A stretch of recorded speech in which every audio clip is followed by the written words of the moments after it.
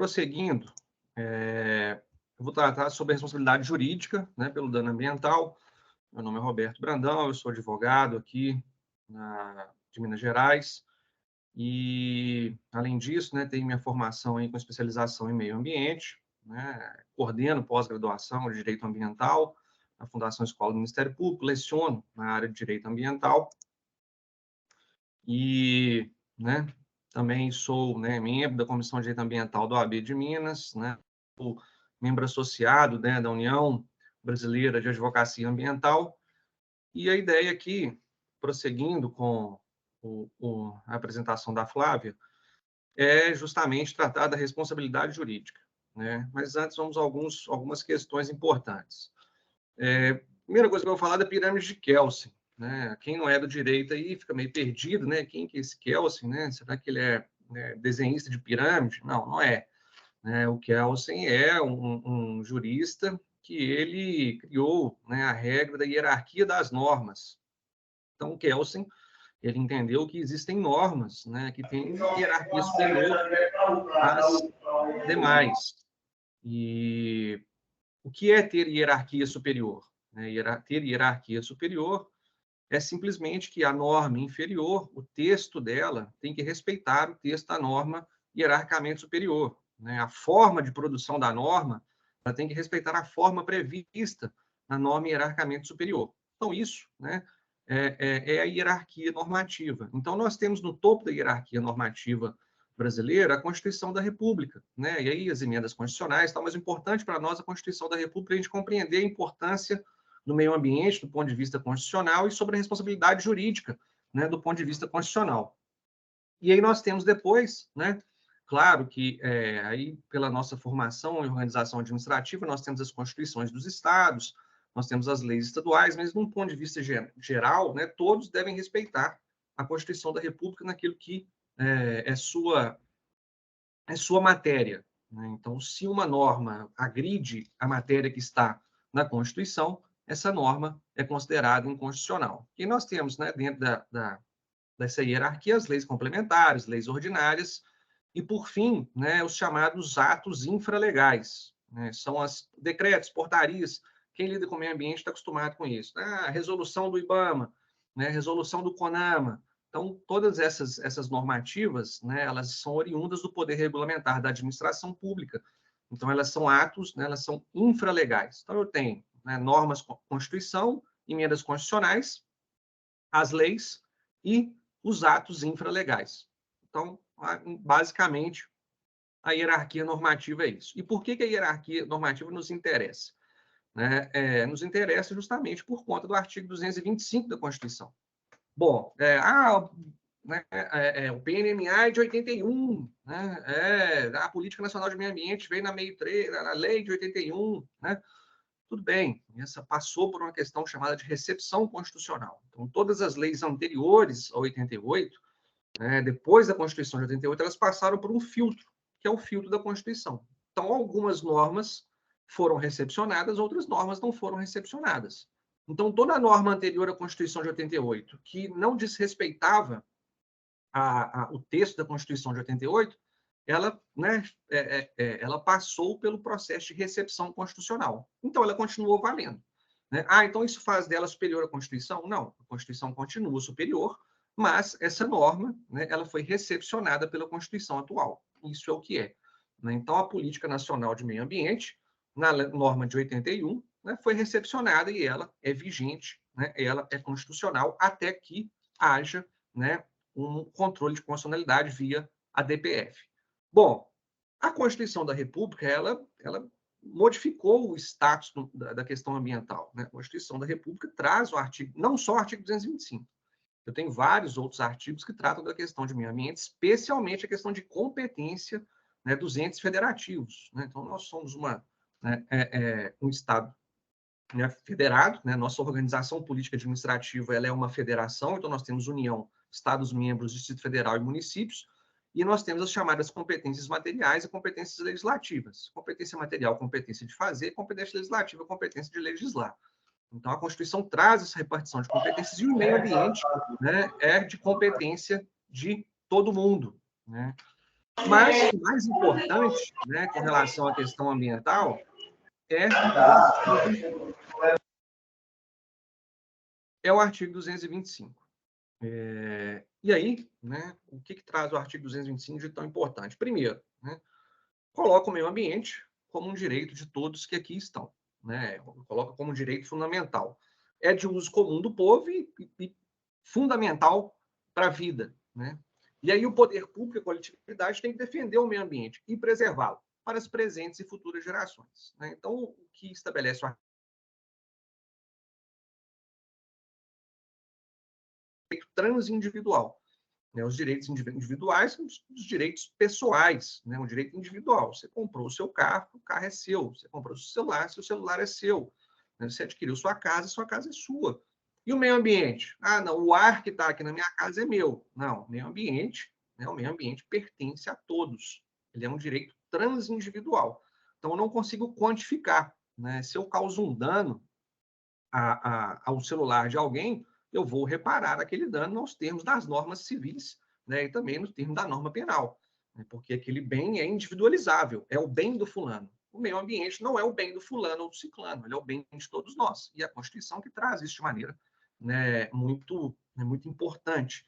E estabelece o chamado pacto intergeracional, né? Então, eu preciso preservar o meio ambiente não só para as gerações de agora, mas também para a geração futura. Então, a geração de agora toma conta da geração futura. Isso acontece em outros ramos do direito, como, por exemplo, o direito previdenciário. Né? Mas esse pacto é importante para criar uma responsabilidade geracional sobre o meio ambiente. Isso quer dizer que nós preservamos agora para que, no futuro, as próximas gerações tenham o direito de usufruir do meio ambiente, seja, né, para a sua vida, ou seja, para o desenvolvimento econômico, que também é essencial, né, para a própria vida. E aí, sobre responsabilização jurídica, né, o mais importante é aqui o parágrafo 3º. Né? Então, as condutas e atividades consideradas, né, lesivas ao meio ambiente sujeitarão aos infratores, né? Isso é um ponto muito importante. A sua responsabilidade, né? Pessoa física e jurídica, sanção penal, né? Então, direito penal é o direito do crime, né? Então, quem comete um crime responde pelas penas previstas para esse crime. Sanções administrativas, que é o trabalho do Hugo, né, que é o próximo palestrante, que ele está no IBAMA, então a gente tem as normas administrativas, a administração pública, que é aquela que rege o Estado, né, que rege a sociedade, que busca sempre o bem comum. Ela tem o seu poder regulamentar, então ela impõe normas administrativas, e todo mundo conhece muito bem normas administrativas e sanções administrativas, porque todo mundo que dirige aqui já deve ter tomado uma multa de trânsito. Né? Então, se você tomou uma multa de trânsito, você sabe o que é infração administrativa, você sabe o que é sanção administrativa. Né? E eu tenho a questão da obrigação de reparar os danos causados, que é a reparação cível. Então, vamos lá. Né? Então, o parágrafo 3º da norma hierarquicamente superior diz, né, quem causa um dano ambiental vai responder penalmente, civilmente, administrativamente. Isso quer dizer que todas as normas inferiores, sejam elas da União, dos estados ou dos municípios, devem ter essa compreensão da norma hierarquicamente superior. E aí, né, o que é o dano ambiental? Né? Então, nós já falamos da Constituição, o que é a Constituição, e vamos trabalhar o dano ambiental. Num resumo, né, toda intervenção no meio ambiente sem autorização, e que dependia dessa autorização. Né? Então, foi o que a Flávia colocou antes na palestra dela, né, na fala dela, que toda intervenção ela é lesiva ao meio ambiente. Mas eu tenho intervenções lesivas que são autorizadas. Né? Então, a lei, né, traz o licenciamento ambiental, as atividades que necessitam do licenciamento ambiental, a imposição das condicionantes, né, que são as medidas mitigadoras daquele licenciamento. Ou seja, eu posso intervir no meio ambiente? Posso. É um princípio chamado princípio de desenvolvimento sustentável. Então, eu posso promover desenvolvimento econômico, né, e, ao mesmo tempo, respeitar o meio ambiente.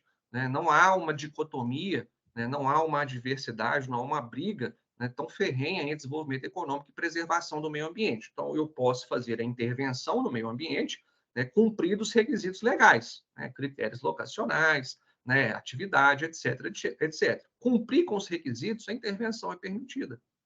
Agora, se eu intervir no meio ambiente, né, sendo que era necessário o licenciamento ambiental, ou seja, a lei me impôs uma regra para a intervenção, que era o licenciamento, porque o licenciamento é uma questão preventiva ao dano ambiental. Né? Então, do ponto de vista preventivo e reparador, o licenciamento é preventivo. Então, eu tenho o licenciamento ambiental como aspecto de prevenção. eu não licenciei, né? Não pedi autorização de supressão, não pedi outorga para uso de água, né? Deixei o pau quebrar, né? Tá, a sua atividade dependia de licenciamento, né? Existia uma regra que impunha o licenciamento e as demais obrigações? Tinha uma regra. Então, a minha intervenção, sem autorização, sem cumprir a lei, causou um dano ambiental. Então, essa agressão contra o meio ambiente, né, que é causada por uma atividade econômica e potencialmente poluidora, né, aí segundo os Cervincas, né, um ato que a gente chama de comissivo, que é o agir, né, ou por uma omissão, ela, se desautorizada, gera o dano ambiental. Então, o grande ponto é, né, a autorização para intervenção. Se eu tenho autorização para intervenção, eu tenho, obviamente, né, uma intervenção ambiental, né? Eu tenho um impacto ambiental, mas eu não tenho dano, porque dano é um conceito jurídico. Dano é um conceito jurídico. Então, eu tenho um crime de dano lá no Código Penal. Eu tenho o Código Civil que traz a questão, né, do dever de reparação para quem por ato ilícito causa dano a outrem. Então, né, dano é um conceito jurídico. Então, tudo aquilo que afeta o outro e que não houve, né, a autorização, aqui no meio ambiente eu vou chamar de dano, né, porque o Código Civil até ampliou esse aspecto, né, porque não apenas o ato ilícito, mas também o ato lícito que exacerba o próprio direito também, né, vai gerar reparação. Então, para o Código Civil até uma outra compreensão. Prosseguindo, né, nós vamos então para essa responsabilidade tríplice, né? E tríplice porque escolhe, né, joga um dado, então joga um dado, então a sua é só administrativo. Né? Não, aí chega o outro lá, o Hugo chega lá, né, do IBAMA lá, com dados, agora vai jogar o dado, né? Vamos ver qual vai ser a sua responsabilidade. Aí joga, a sua é só penal, então eu vou sair aqui e vou chamar o Ministério Público. Negativo. Né? A responsabilidade aqui, ela recai nas 3 esferas do direito. Então, eu tenho, pelo dano ambiental, a responsabilidade administrativa, e provavelmente, né, há uma. Se não foi cumprido o licenciamento, você infringiu normas de direito administrativo, né, você infringiu, né, normas mandamentais lá, assível, né, porque se houve dano ao direito à reparação, e se a conduta está prevista na Lei 9605 de 98, que é a Lei de Crimes Ambientais, você também responde pelo crime. Então quer dizer que uma intervenção,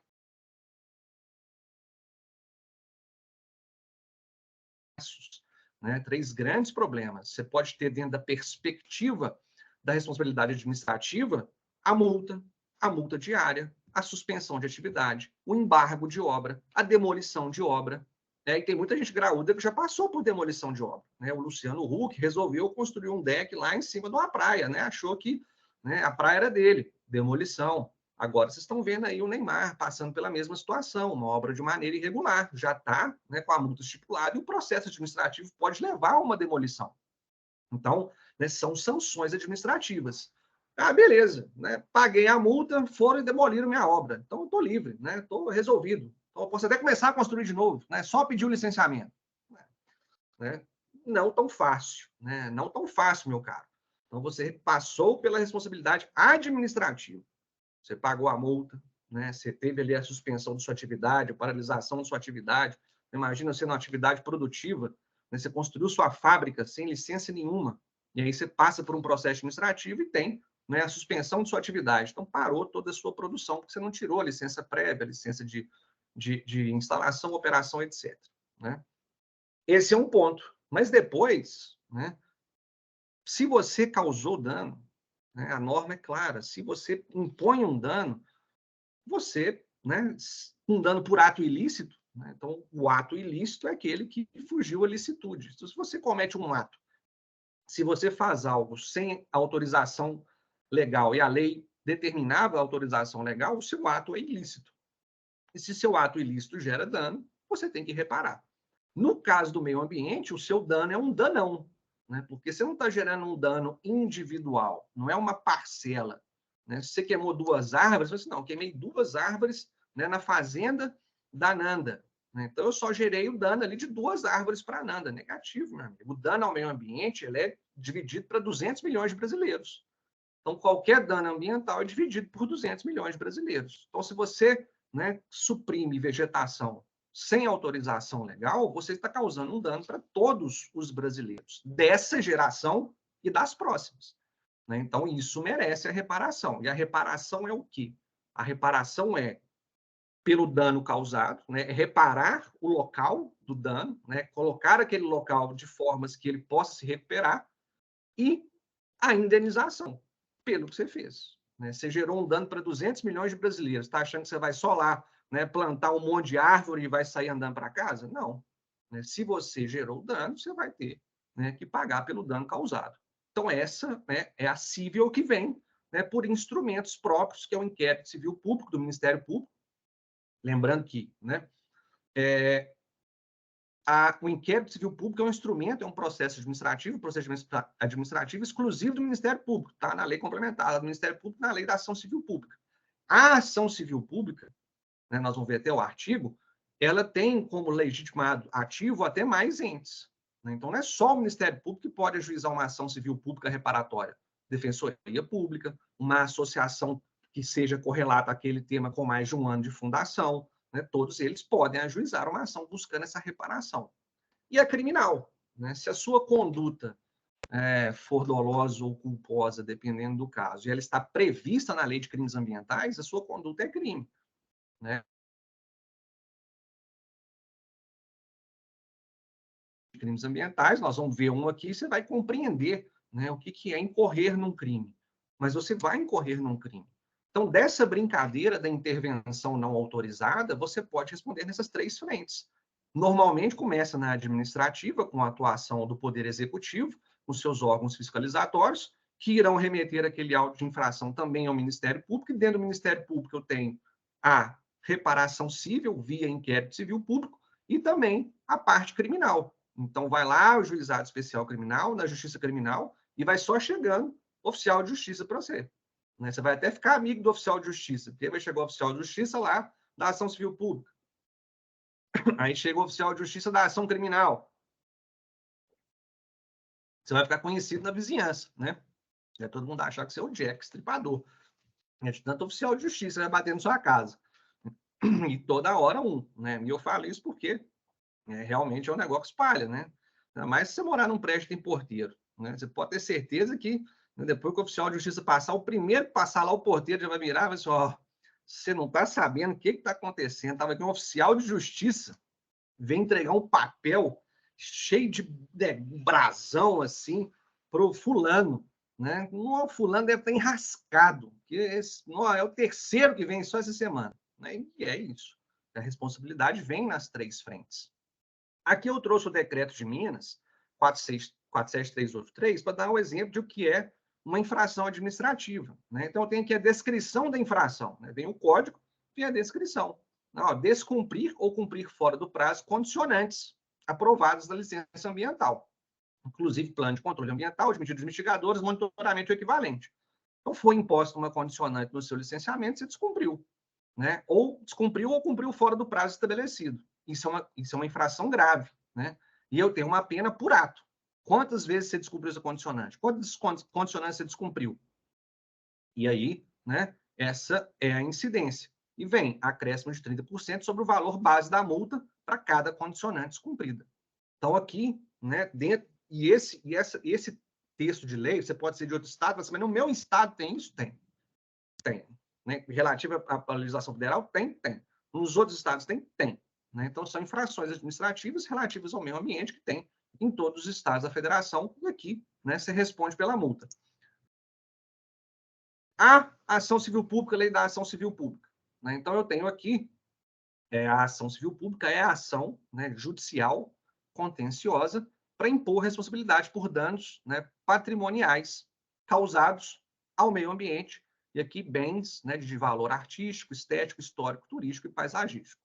Então, a ação civil pública é um instrumento para reparação civil. Né? O Ministério Público, aqui no artigo 8º, diz, né, pode instaurar o inquérito civil público, né, para apurar a ocorrência do dano. E aí, esse é um procedimento exclusivo do Ministério Público. Lembrando que, né, pela Lei de Crimes Ambientais, as provas colhidas aqui no inquérito civil público podem, inclusive, né, serem emprestadas para o processo criminal. Bom, então aqui é a responsabilidade civil. Então, eu tenho inquérito civil público, ação civil pública. No curso, nós vamos ver, né, de maneira mais aprofundada. Por fim, a lei de crimes ambientais. E eu trago aqui um tipo penal. Né? Então, ó, cortar árvore em floresta de conservação, de preservação permanente, né, sem a devida autorização.